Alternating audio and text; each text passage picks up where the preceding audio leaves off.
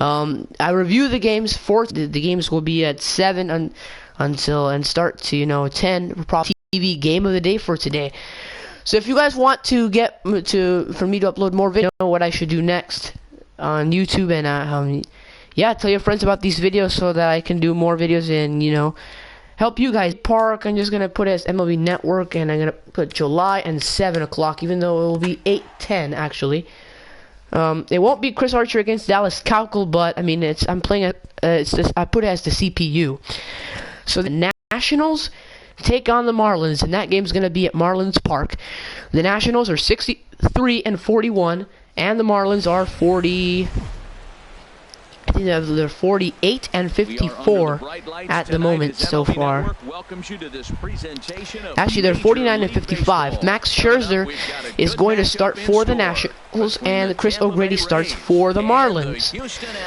Alright, so how do you follow up your teammates' near no-hitter? By giving yourself the best opportunity possible, of course. Max Scherzer returns to the site where he let a no-no of his own slip away in June as the Nationals and Marlins square off for the second of 3 games at Marlins Park on Tuesday at 7:10 p.m. Eastern Time.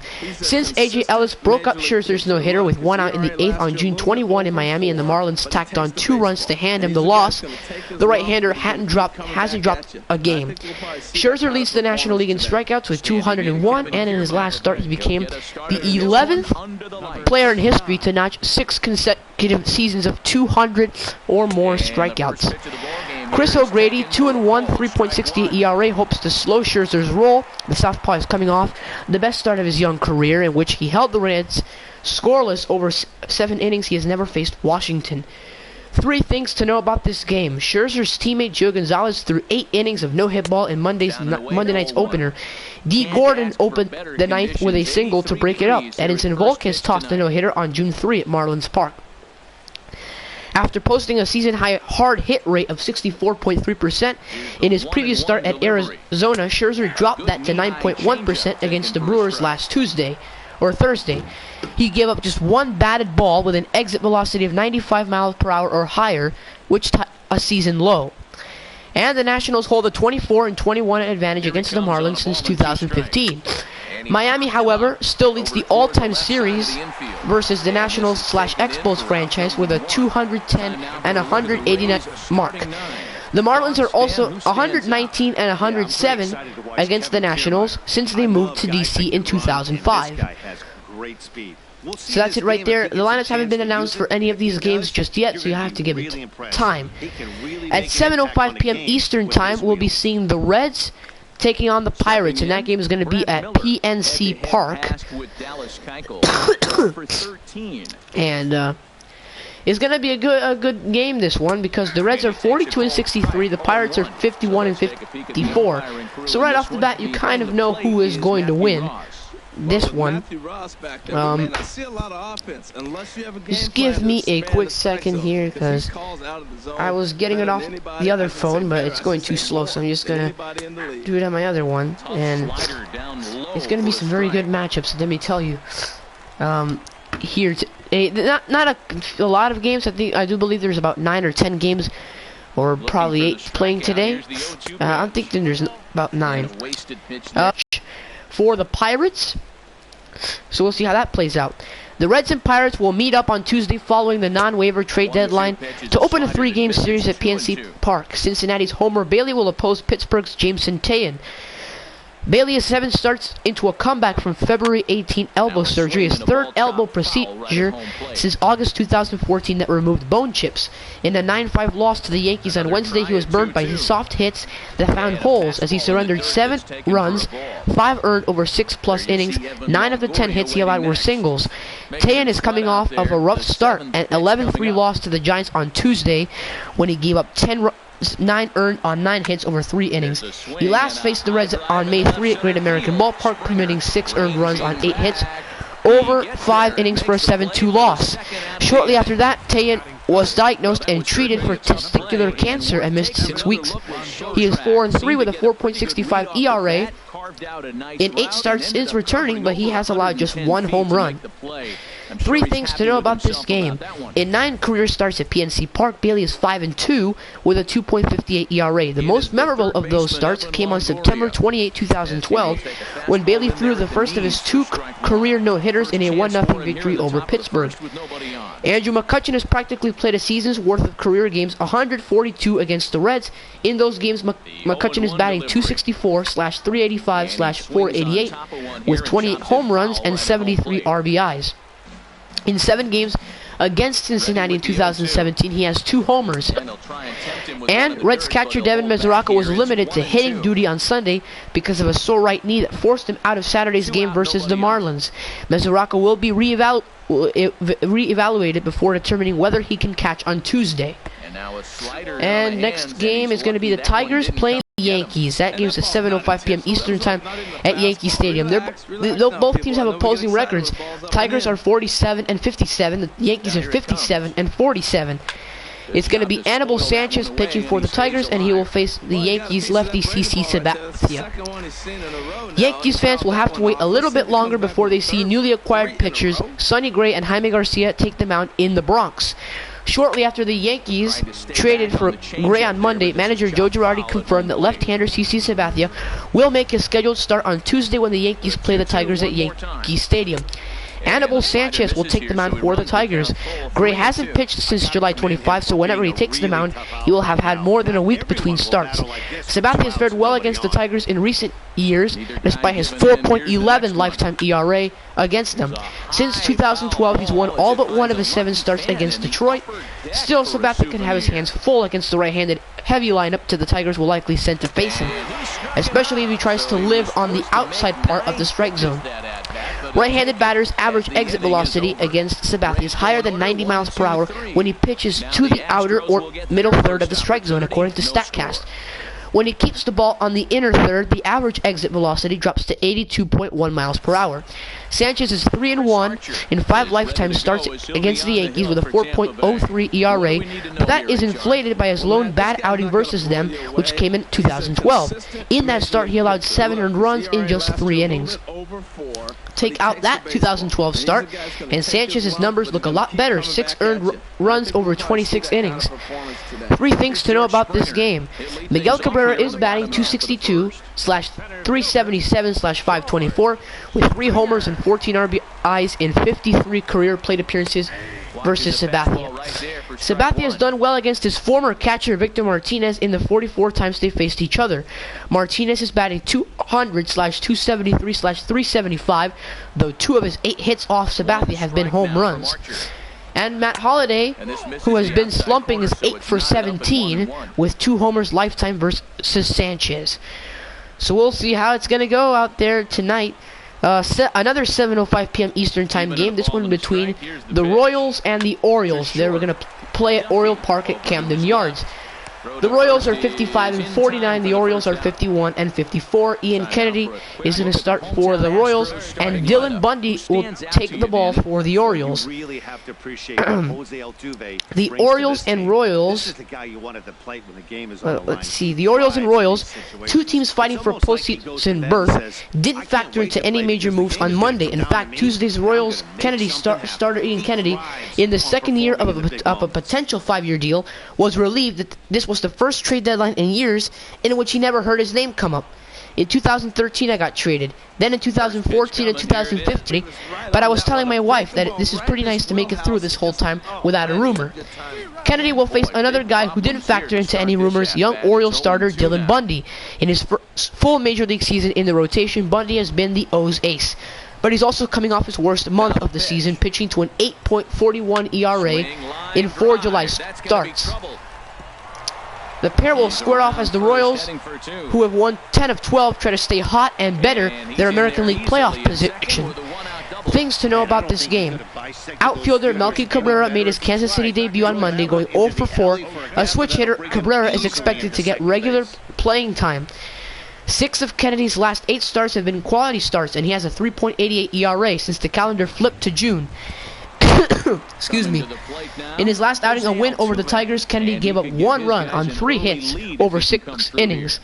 This season, 31.8% of batted balls against Bundy have been put on the ground. That's the lowest rate among more than 130 pitchers who have produced at least 200 total balls in play.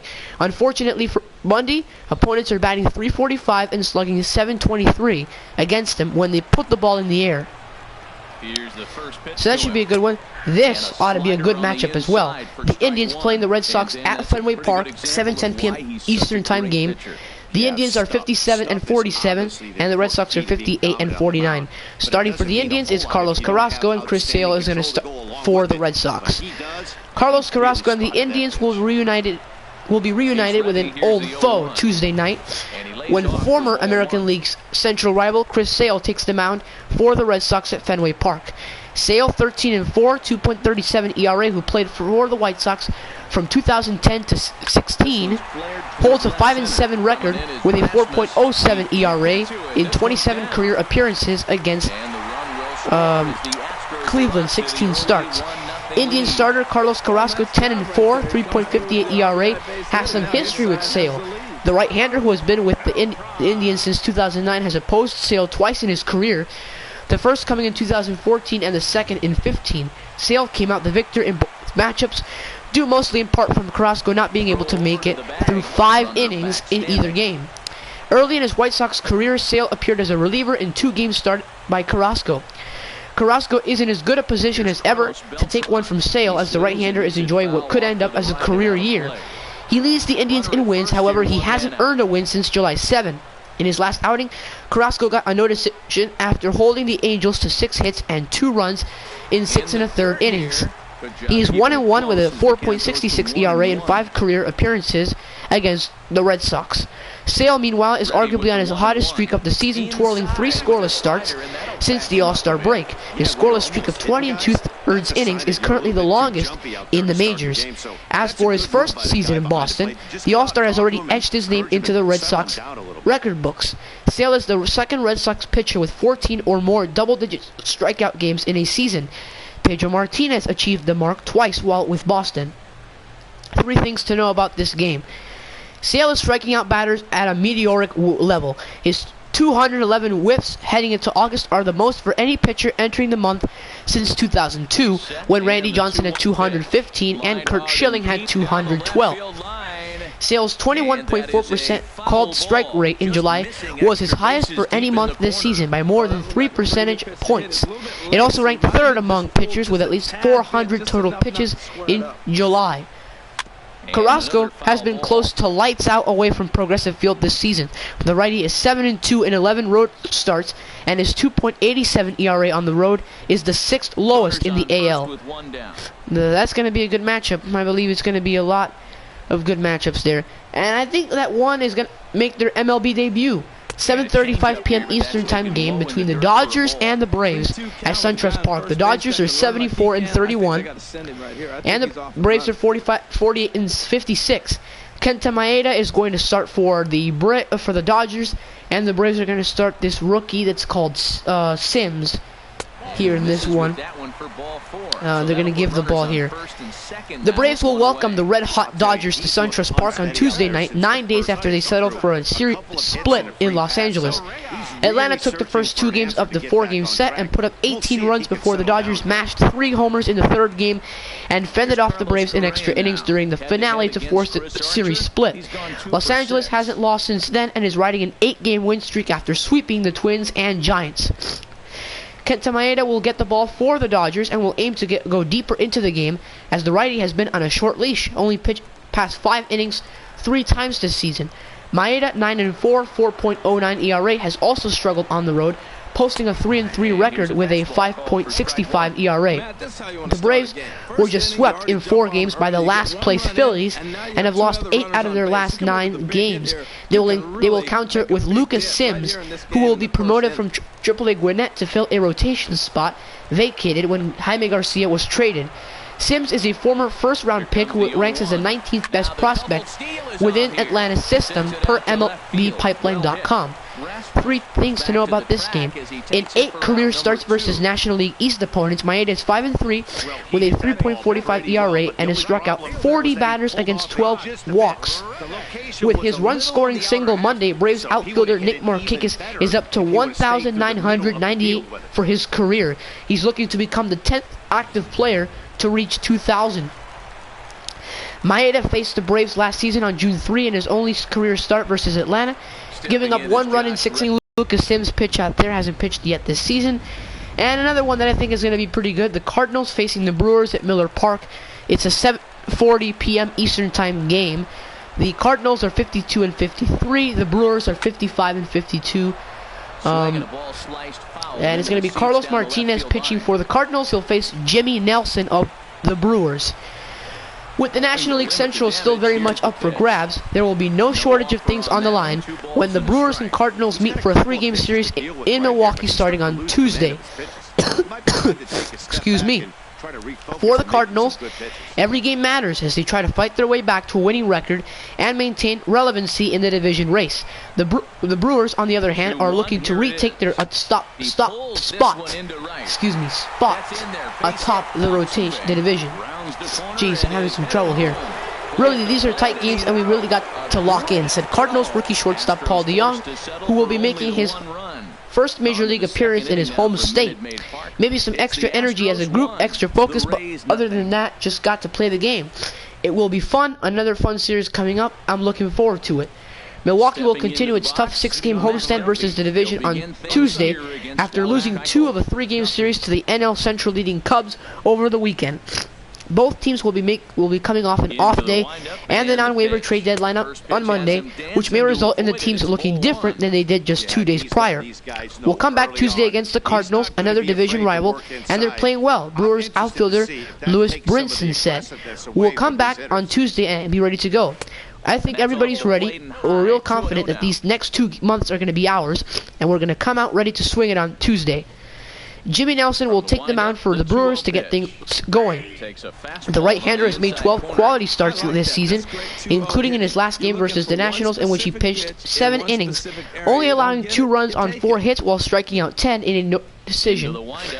Nelson, 8-5, 3.38 ERA, has put together a strong season despite the Brewers losing his last 2 starts and going 11-2 in his starts overall. He is 7-3 with a 2.82 ERA in his last 16 starts and has pitched at least 5 innings in all but 1 of his 21 outings this season. He has faced the Cardinals twice already in 2017, going 0-1 with a 5.73 ERA through 11 innings pitched. Taking the first of the 3-game series for the Cardinals is Carlos Martinez, who did not perform up to his All-Star standard in July, posting a 5.90 ERA over 5 starts. The Cardinals won his last 2 starts, however, including a 10-5 victory over the Rockies on Wednesday. Despite Martinez allowing 5 runs on 7 hits through 6 innings, it was the right-hander's first win since June 16. In the 6 games he started between those wins, the Cardinals went 1-5. Martinez, 7-8, 3.52 ERA has held opposing right-handers to a 185 batting average, which is the 5th lowest in the NL, and he ranks 5th in the NL in walks, 49. He has faced the Brewers twice this season, allowing 5 runs on 7 hits through 5 innings in a 7-5 loss on April 20. Just 2 starts later, however, Martinez made another start against Milwaukee, this time going 7 1/3 innings and giving up just 1 run on 4 hits in a 2-1 win. Things to know about this game. Stephen Piscotty returns to the Cardinals after a 4-game rehab assignment from Class A Peoria. The outfielder was placed on the 10-day disabled list July 15 with a right groin strain. The Brewers and Cardinals have met 11 times this season, with Milwaukee holding a 6-5 advantage. The Brewers held into first place in the NL Central for 60 days this season, but fell behind the Cubs on July 25, despite holding their largest lead of the year, 5.5 games on July 15. That should be pretty good. We still got some more games to go. 8:05 p.m. Eastern Time. That's when the D-backs will play the Cubs at Wrigley Field. The D-backs are 60-45. The Cubs are 56 and 48. Patrick Corbin starts for the D-backs, and John Lester will start for the Chicago Cubs. Cubs starter John Lester presents a pair of problems for the D-backs when he takes the ball Tuesday night in the 3-game set at Wrigley Field. Here comes the 1-0. First, Lester is on quite a roll, having won all 3 of his starts since the All-Star break while compiling a 2.05 ERA in the process. Second, Lester is a left-hander, and lefties have given the D-backs fits this season. Arizona's 690 OPS versus southpaws is the 3rd lowest in the National League. Excuse me.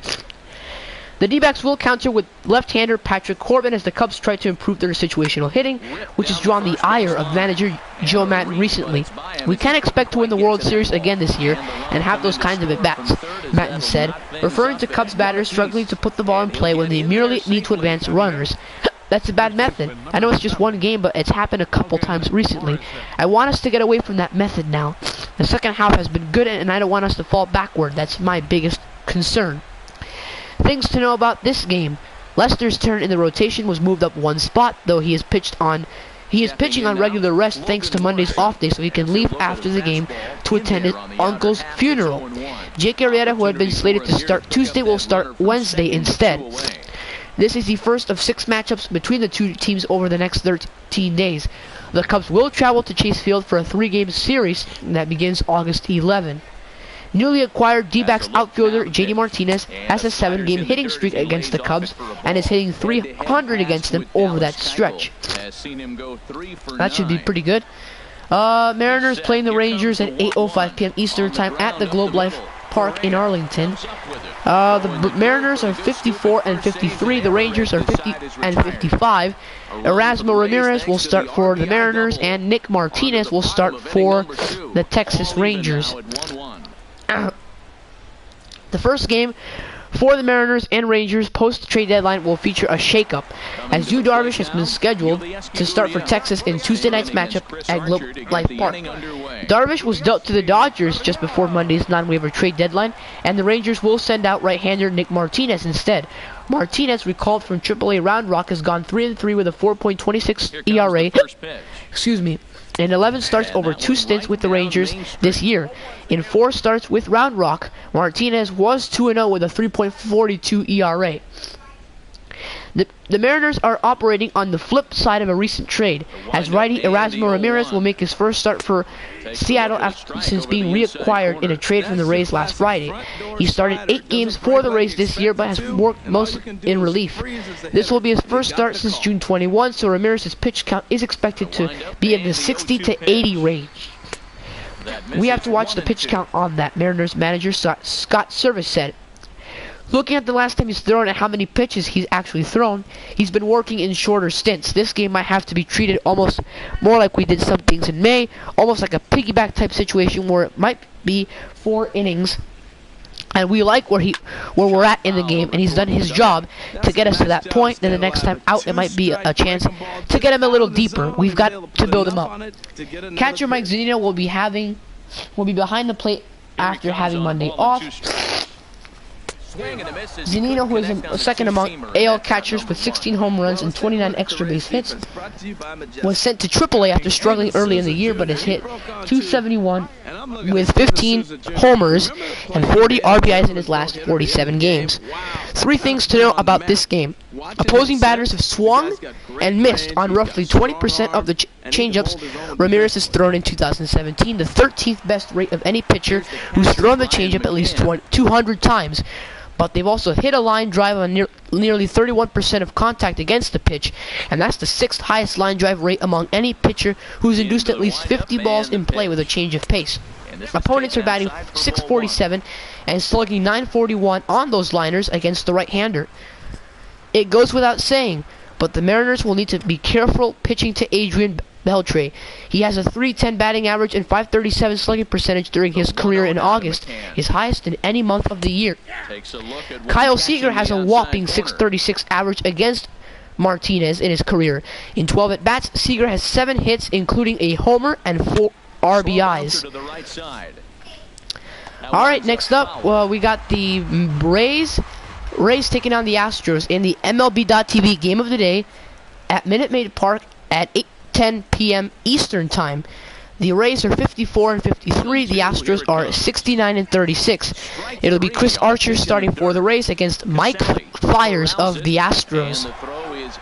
The second game of a 4-game series between potential postseason opponents Tampa Bay and Houston takes place Tuesday at Minute Maid Park, with the Rays' Chris Archer squaring off against the Astros' Mike Fiers. Fans can watch the 8:10 p.m. Eastern Time matchup free on MLB.TV as Houston goes after its 70th win in only its 106th game, which would be a franchise record. Archer's 7-6, 3.80 ERA again showed electric stuff. Alex Colomé, the right-hander, has made 6 straight quality starts and has pitched at least 6 innings in 13 consecutive outings. Archer pitched one of the best games of his career in Houston during the 2014 season, a shutout in which he allowed 1 hit, 1 walk, and struck out 11.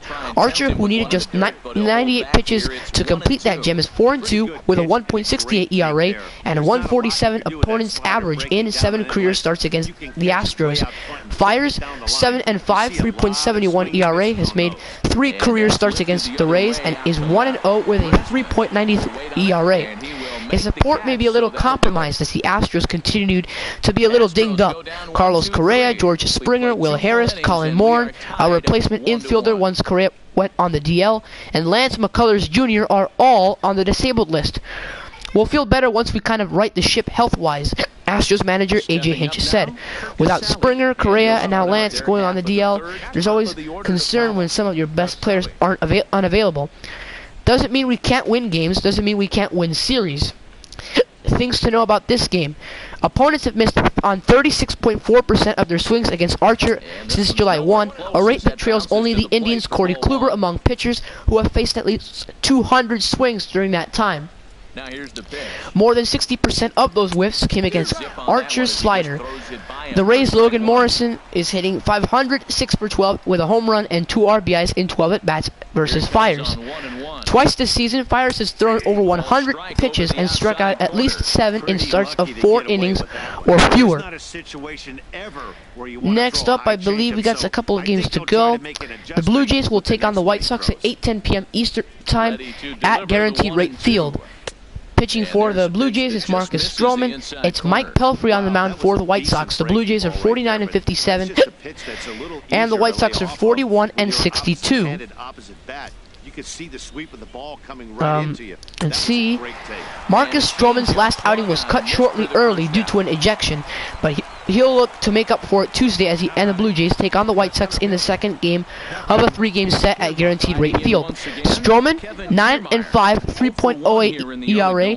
Manager John Gibbons and catcher Russell Martin were ejected within 2 pitches Thursday in the 5th inning of an eventual 8-4 10-inning win over Oakland for arguing balls and strikes with home plate umpire Will Little. It snapped a 3-start stretch of quality starts for Stroman, who went 1-1 with a 2.03 ERA in 5 July starts. He's allowed 3 or fewer runs in each of his last 6 starts since allowing 7 in 4 innings against Texas on June 22. The White Sox will send right-hander Mike Pelfrey 3-8, 4.73 ERA to the mound as he tries to go at least 6 innings for the first time since his last start against the Blue Jays, when he allowed just 1 run at the Rogers Center on June 17. Pelfrey warmed in the bullpen during Saturday's loss against the Indians, but White Sox manager Rick Renteria said he's still on track to make a start Tuesday. We've done that before, Renteria said. I think we've done that a couple times where we've had our potential starter in the pen, saving them from doing their side and to do it right during the ball game simply because you might need them for an inning.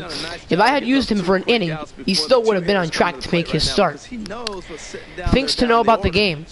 According to StatCast, Stroman had a season-high 5 in-zone pitches called balls in his last start, while also tying a season low by having just 1 out-of-zone pitch called a strike. Stroman has struggled against the White Sox in his career, going 0-3 with a 6.23 ERA in 5 starts. He pitched well against them while facing Pelfrey on June 17, allowing 3 runs over 7 innings while picking up the loss. Pelfrey has faced Toronto 5 times, going 2-2 with a 3.49 ERA. Okay, so we got the lineup for the White Sox. It's going to be Lurie Garcia, Carlos Sanchez, Jose Abreu, Matt Davidson, Nicky Delmonico, Tyler Saladino, Omar Narvaez, Tim Anderson, and Alan Hansen. Next up, the Mets will play the Rockies at Coors Field at 8:40 p.m. Eastern Time. The Mets are 48-55. The Rockies are 60-46. Steven Matz will pitch for the Mets, and he'll face the Rockies' Jeff Hoffman. Boy, and he just won't go away as he fights off another pitch and hits it foul right at the plate. If the Mets have any designs on a last-gasp wild-card run, they'll need to make the most of a 3-game opportunity against the Rockies, who are still holding down the National League's second wild-card spot beginning Tuesday in Denver. Scuffling pitchers Steven Matz and Jeff Hoffman will start Tuesday's opener at Coors Field, each puzzling for answers. Matz has struggled mightily of late, posting an 0-3 record with a 14.18 ERA over his last 4 starts. Opposing batters are hitting .479 against him over that stretch. But Hoffman has not been much better, going 1-2 with a 9.45 ERA in his last 4 outings. Struggling in particular at Coors Field, Hoffman owns a 7.79 ERA at his home park, compared to 3.65 on the road. Shortstop Ahmed Rosario, the Mets' #1 prospect and the #2 prospect in all of baseball, will make his much anticipated MLB debut in Tuesday's opener.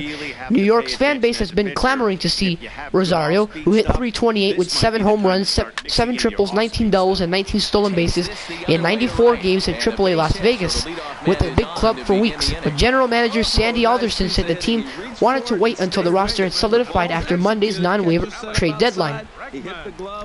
Things to know about this game.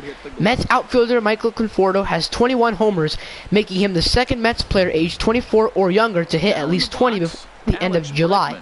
David Wright also did so as a 23-year-old in 2006.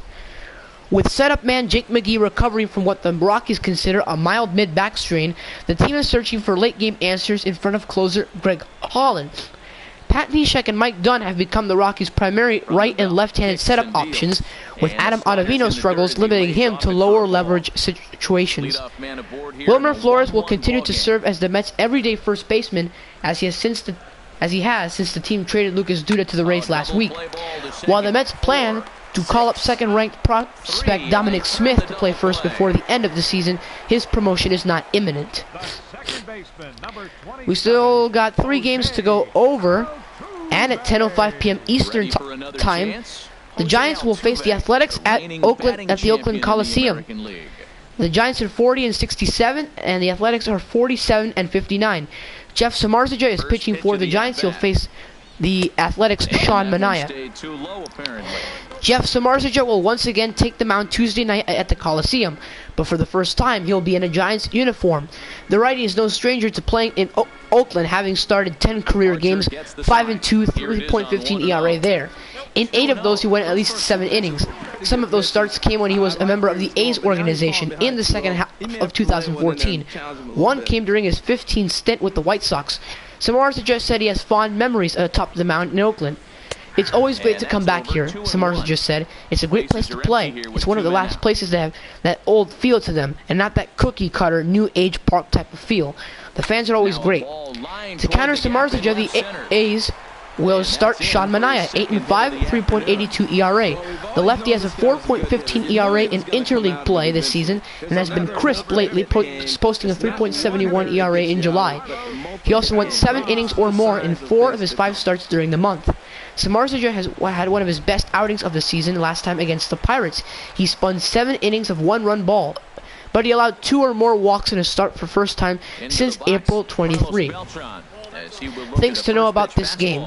Marcus Semien, 6 for 13, and Yonder Alonso, 4 for 15, are the only current A's with 10 or more bats against Samardzija. Manaea beat the Giants last season at the Coliseum when he threw 5 2/3 innings of scoreless ball. Brandon Belt is batting just .229 on pitches deemed by StatCast to be in the very middle of the strike zone, which entering Monday was the 7th lowest average among 112 qualified hitters. However, Belt's funk against pitches down the pipe might not last forever. StatCast's hit probability metric, which uses exit velocity and launch angle to determine a ball's chances of failing for a hit based on prior results, indicates that Belt should be batting .314 against those mistakes. The gap between Belt's StatCast estimated average and actual average against middle pitches was ranked 3rd highest among qualified batters, minimum 40 at-bats entering Monday's action. So that's very poor there for Belt. He should be doing more on those pitches and driving the ball well. And the Phillies will play the Angels in interleague play as well. 10:07 p.m. Eastern Time start at the Angels Stadium of Anaheim. The Phillies are 39-64. The Angels are 51-55. Aaron Nola will pitch for the Phillies, and it will be Ricky Nolasco on the mound for the Angels Stadium, marking only the fourth series meeting between the two clubs and their first since 2014. The Halos currently have a lopsided edge over the Phillies, going 9-1 in the all-time series. Right-hander Ricky Nolasco will face fellow righty Aaron Nola as the Phillies look to win their sixth game in a row. Nolasco has logged a 5.07 ERA in 21 starts this season and took his 12th loss on Wednesday despite holding the Indians to 3 runs over 6 2/3 innings. The 34-year-old veteran, who spent the first 8 years of his career in the National League East as a member of the Marlins, has faced the Phillies 23 times, going 8-7 with a 3.83 ERA. Nola has posted a 3.17 ERA over 16 starts for the Phillies this season. He picked up his 8th win against the Astros on Wednesday after striking out 10 over 6 scoreless innings. Nola, 24, is set to make his first career start against the Angels. Excuse me. Things to know about this game. The Angels have gone 4-1 in 5 games against the Phillies at Angel Stadium. Nola has only faced 3 current Angels: Ben Revere, 1 for 8, Andrelton Simmons, 1 for 8, and Yunel Escobar, 2 for 6. Phillies second baseman Cesar Hernandez is 3 for 3 in 3 plate appearances against Nolasco. And then finally, the last game of the night. The Twins will face the Padres at 10:10 p.m. Eastern Time at Petco Park. So we're seeing some interleague games here. The Twins are 50-53, and the Padres are 47-58. This game is special because it's going to be on Fox Sports 1. Jose Berrios will start for the Twins, and the Padres will have Julius Chacin pitch. Minnesota pitcher Jose Berrios will look to continue his surprising season, while San Diego's Julius Chacin attempts to keep his current streak of wins going in a matchup of right-handers when the Padres host the Twins in the opener of a 2-game series on Tuesday. This is the first meeting between the two teams since 2014, when Minnesota won 3 of 4 from San Diego. Overall, the Twins hold a 12-4 lead in the all-time series. Berrios began the season in the minors but has the second most wins on the Twins and has allowed 2 earned runs or fewer in 8 of his 14 starts this season. The 23-year-old, who won 7 of his first 8 decisions, has hit a small rut recently and has been unable to make it to the 5th inning in 2 of his last 3 outings.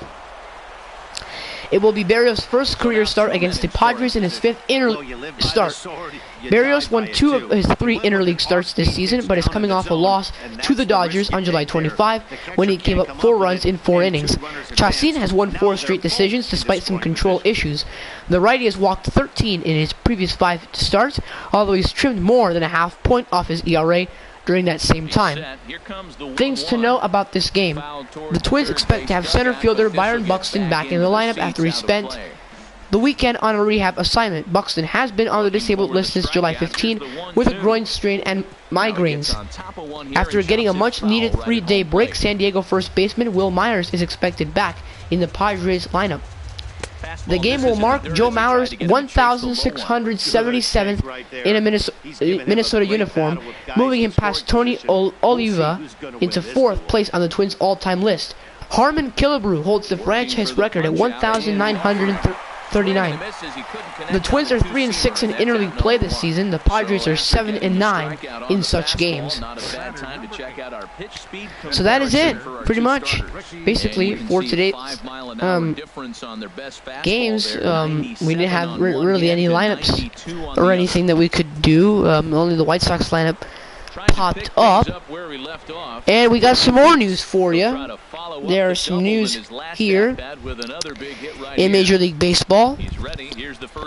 The Twins have reinstated Byron Buxton from the 10-day DL, and they have recalled Dylan G from AAA Rochester. And then the Marlins lineup against the Nationals has been announced. It'll be D. Gordon, Giancarlo Stanton, Christian Yelich, Marcelo Zuna, JT Realmuto, Derek Dietrich, Tomas Telis, Miguel Rojas, and Chris O'Grady. Those will be the starting lineup for the Marlins. So now I'm gonna play out this game. Actually, I'm gonna go here on team. I have to wait till Cockle throws the pitch. I want to make this a 4-inning game. Just make it 4 innings. Just hurry it up. And it looks like Cockle hit him. Brings up the batter. All right, team select. I'm gonna use the Astros for this one, so it can end quickly. Here. An RBI double is what he was credited with his but yeah, I think there's a very exciting games. A lot of good pitchers out here, and I think that my Marlins are gonna get the win. They're gonna play in about 4 hours here, and you know they played great yesterday. I kind of got a little bit pissed because they lost. They lost 1-0. Gio Gonzalez almost no-hit them. Orena was almost as perfect. He just gave up 3 hits, but, you know, we lost 1-0. Harper had an RBI single that scored a run early on, but both pitchers pitched great. Jose Orena pitched 8 innings, gave up a run on 3 hits, I believe, and then it was Gio Gonzalez who he tried to pitch the 9th inning, but then he gave up a base hit to D. Gordon to lead off the inning, so that broke up his no-hitter, and then we couldn't really do anything right there. We're gonna have to get the out at first. Can't get the double play. That's gonna bring in a run, or not. That's the 3rd out. Alright, I'm gonna end it after this one. I'm just gonna pretend it's a 4-inning game, even though I put it as a 9-inning game. But we're just gonna pretend like it's a 4-inning game. Can I actually like change it now? I don't think I can change. I don't think I can change it now. And that's through for a hit. So oh no, what am I doing? I pressed hold for some reason. No, go back to first. Correa. Alright. Yeah, but these are some good matchups. Max Scherzer on the mound for the Nationals. I don't think the Marlins have a chance, but they did last time. The 7 1/3 no-hit innings for Scherzer. I don't know if it was 8 1/3, but I think it was also broken up. It was broken up by A.J. Ellis, and then we got 2 runs off him, and then we got the win there. So last time we got the Chris O'Grady coming up. So the winning run to 3rd. Well, basically, I'm just making it look like it's a 9-inning game. All right, Gurriel drives a shot. That ball is it's caught. Here comes the winning run of the play, and the Astros win it 2-1. It's not a 9-inning game. That's gonna end it, guys. I hope you've enjoyed the video. Tell your friends about these videos, and you know, subscribe, hit the like button, comment on what you think I should do for future videos. But I'll keep this up, and I'll do it again for tomorrow and for the rest of the month as well. So I'll be seeing you guys later. Peace.